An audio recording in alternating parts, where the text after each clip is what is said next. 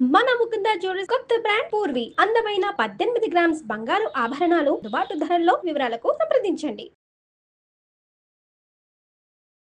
నమస్తే రమగారు. నమస్తే చేయ ఏదైనా ఒక స్టోరీ చెప్తారా?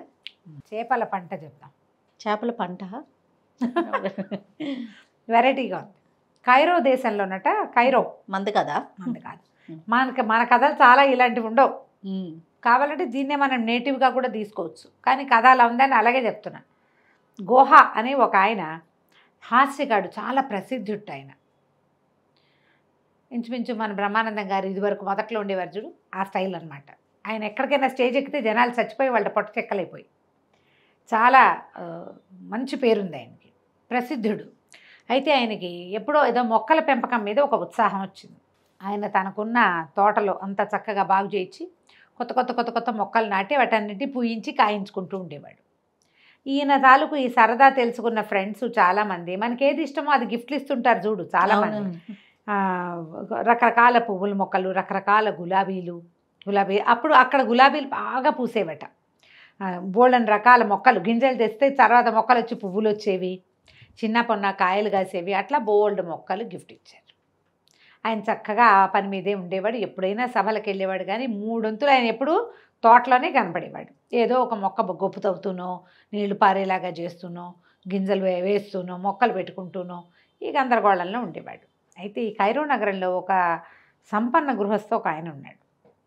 ఆయన ఒకనాడు ఈయన తోట గురించి చాలాసార్లు విని ఈ దోహా గారి తోట చూడడానికి వచ్చాడు. వచ్చి, అబ్బా చాలా పువ్వులు ఉన్నాయి నీ దగ్గర, ఇవి ఉన్నాయి అవి ఉన్నాయా, గులాబీలు బాగున్నాయి అవి బాగున్నాయి ఇవి బాగున్నాయని మాట్లాడాడు. మాట్లాడిన తర్వాత మా అల్లుడు ఏవో కొత్త రకం విత్తనాలు పంపించాడు, అది భలే పూస్తాయి భలే కాస్తాయిట అన్నాడు. అంటే పెడతావా అని అడిగాడు. అడిగితే అందేముందండి, తప్పకుండా గింజ వస్తే పెట్టడమే మన పని, దేన్నైనా పూయించేస్తాను నేను. ఎలా పేరు వచ్చిందంటే ఈయన చేతిలో పడితే ఏ గింజైనా పూసేస్తుందని. మరి నేల సారవంతమైంది, శ్రద్ధ ఎక్కువగా ఉంది, బాగా సేవిస్తారు, ఎలాంటిదైనా కుంటిపూలు గుడ్డిపూలైనా పూసేస్తుంది గ్యారంటీగా. దాంతో ఏమైంది ఇట్లా అన్నాడు. అనేసరికి మా అల్లుడు బాగ్దాద్ నుంచి తెప్పించాడు అద్భుతమైన విత్తనాలు, అవి పూయించి చూపించాలి నువ్వు నాకు అని అన్నాడు ఆ సంపన్నుడు. మన దోహా గారు ఒప్పుకున్నారు, తప్పకుండానండి పంపించండి అంటే. సరే ఏం చేశాడు, మర్నాడు ఒక పనివాడు వచ్చాడు. వచ్చి ఇంత కవర్ పట్టుకొచ్చి ఇచ్చాడు. కవర్ పట్టుకొచ్చి ఇస్తే తీరా చూద్దాం కదా, ఆయన దగ్గరకు పెట్టుకుని చూస్తే అవి గింజలు కాదు ఎండబెట్టిన చేప గుడ్లట. ఈ సముద్ర తీరాల్లోనూ అక్కడ చేపలు గుడ్లు పెడతాయి. కొన్ని వంటకాలకి వాటిని వాడతారట. వాటిని ఎండబెట్టి చిట్టివిగా ఉంటాయి. కొంచెం పెద్ద సైజు చేపలు అయితే గుడ్డు ఒక్క రవ్వ పెద్దది ఉంటుంది బహుశా, చేప గుడ్లు. అవి ఎండబెట్టి అవి ఇట్లా కుప్పలు తెప్పలుగా పెట్టేస్తాయి కదా, ఆ ముక్క అలాగే తీసుకొచ్చి ఎండబెట్టి ఏవో ఆహార పదార్థాల్లో బాగ్దాద్ నగరంలోనూ అక్కడ వాడతారు. అది ప్రమాదకరమైన నీళ్ళలోకి వెళ్ళి తీసుకురావాలి కదా. ముత్యాలు పగడాలు ఎలా సముద్రాల్లో దొరుకుతాయో ఈ చేపగుడ్లు కూడా అట్లా దొరుకుతాయి. పగడాలు కూడా సముద్రంలో, కోరల్స్ కూడా దీంట్లోనే. పగడపు దీవులు అంటారు కదా, పగడపు దీవులు అంటాం.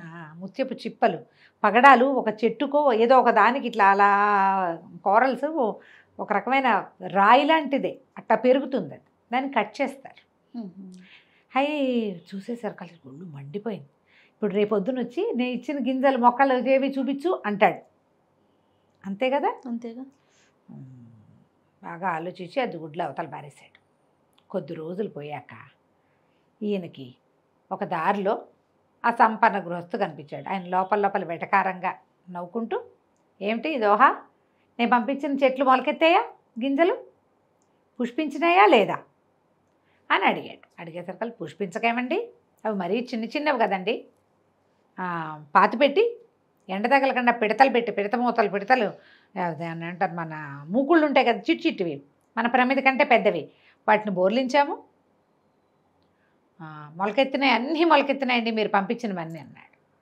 అనేసరికి సంపన్నుడు కాస్త, ఏమిటి చేపలు మొలకెత్తుతాయి, చేపగుడ్లు, విష్ణుపతిగా వీడిగా మంచి పేరుంది ఈయనకి, ఈ దోహా గారికి చాలా మంచి పేరుంది, ఆయన అబద్ధాలాడే మనిషి కాదు. అనుమానం వచ్చింది, ఏమిటి నిజంగా ఏమైనా మొలకెత్తినాయి, అవి గింజలా, నేనే ఏమైనా పొరపాటు పడ్డానా, అదేమిటో చూద్దాం అనుకుని రేపు సాయంత్రం వస్తాను చూస్తానన్నాడు. ఈయన సరేనని దోహా గారి ఇంటికి వెళ్ళిపోయి వాళ్ళ అబ్బాయిని పిలిచి, ఒరే చేపల మార్కెట్కి వెళ్ళి చిన్న చిన్న చేపల్ని ఒక బుట్టెడు కొనుక్కురమ్మన్నాడు. ఇంతంత అమ్ముతారు కదా బుజ్జి బుజ్జి చేపలు ఉంటాయి కదా, కలర్స్గా ఉంటాయి. అక్కడి నుంచి మధ్యాహ్నం రావటం ఏమిటి, అక్కడి చేపలు రాగానే ఓ పక్కన లైన్గా అన్ని చోట్ల చిన్న చిన్న గుంటలు చేయించి చేప ముక్కులు మాత్రం మొహం ఇంత పిసరు కనపడేలాగా పెట్టేసి వాటన్నిటి మీద మూతలు పెట్టేంట్రా అన్నాడు.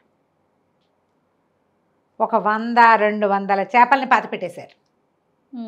అన్నిటికీ ముందు భాగం చేప మూతి ఎంత ముద్దుగా ఉంటుంది, ఇట్లా మహాముచ్చటగా ఉంటుంది. తినే సంగతి వేరే కదా. చేప చూడ్డానికే దాని సౌందర్యం. దాని ముక్కు మూతి అట్లా కనపడేలాగా పెట్టేసేసారు. ఒకటి ఊదా రంగుది, ఒకటి పింక్ది, రంగులు కొన్ని తెలుపు కొన్ని నలుపు మొత్తం పాతి పెట్టేసి బజార్ నుంచి 100 మూకులు తెప్పించి 100 వీటి మీద పెట్టేశారు. అయిందా? సాయంత్రం అయ్యేసరికల్లా మన సంపన్నుడు వచ్చాడు. ఏవి దోహగారు ఎక్కడ పెట్టారు ఏవి అంటే, ఇదిగోనండి ఈ మూకుళ్ళన్నీ మీరు ఇచ్చిన గింజలే, ఒక్క మూకుడు ఎత్తి చూడండి మొక్క ఎంత వచ్చిందో అన్నాడు. మూకుళ్ళు ఎత్తి చూస్తే ఏముంది, టెంగుమని ఇంత బుజ్జి బుజ్జి చేపలు చూస్తున్నాయి.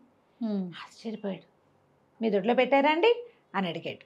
దోహగారు అడిగితే, నేను 100 ఎకరాలైనా 10 ఎకరాలైనా పండించాను, ఇంత బాగా పండుతాయని తెలిస్తే అన్నాడు సంపన్నుడు. ఆయనకు తెలీదు, ఈయన ఇచ్చిన మా అల్లుడు గారు పంపించిన చేపగుడ్లన్నీ ఈయనకి ఇచ్చి వెటకరిచ్చాడు. అవి పండుతాయని నమ్మాడు. ఇప్పుడు అదే అక్కడి నుంచి ఇంటికి వెళ్ళిపోయాడు. ఇంటికి వెళ్ళిపోయి ఆ చేపగుడ్లు అల్లుడు గారు ఇంత బ్యాగ్ పంపించాడు వీళ్ళకి వంటకాల్లోకి. పనివాడిని కేకేసి, ఒరే ఈ 10 ఎకరాలు చదును చేసేసేయండి, మనం చేపగుడ్లు పాతి పెడుతున్నాం అంటే అందరు నవ్వారు. ఆయన చూసి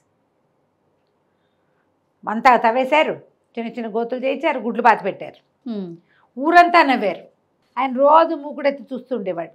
ఒక 15-20 రోజుల పైగా వాళ్ళ అల్లుడు వచ్చి, మీ బొందలా ఉంది, చేపగుడ్లు అసలు అందులో జీవమే ఉండదు, అవి మొలకెత్తడం ఏంటండి, మీరు వెటకారించడానికి ఇచ్చారు దోహాకి, దోహా మిమ్మల్ని ఇట్లా వెటకారిచ్చాడు, ప్రపంచ ప్రసిద్ధిగాంచిన వాడు, వారితో ఆటలాడచ్చా, అదే కదా అంటుపుట్టు సరసం ఆడితే ఏమవుతుంది, ఇలాగ అవుతుంది. అందరూ నవ్వారు. ఆ తర్వాత ఆయన ఎప్పుడైనా కనపడితే బజార్లో అందరూ మొహాలు పక్క తిప్పుకొని నవ్వుకుంటుండేవాళ్ళు. తెలివిగల వాళ్ళ జోలికి వెళ్ళకూడదు ఎప్పుడు కూడా.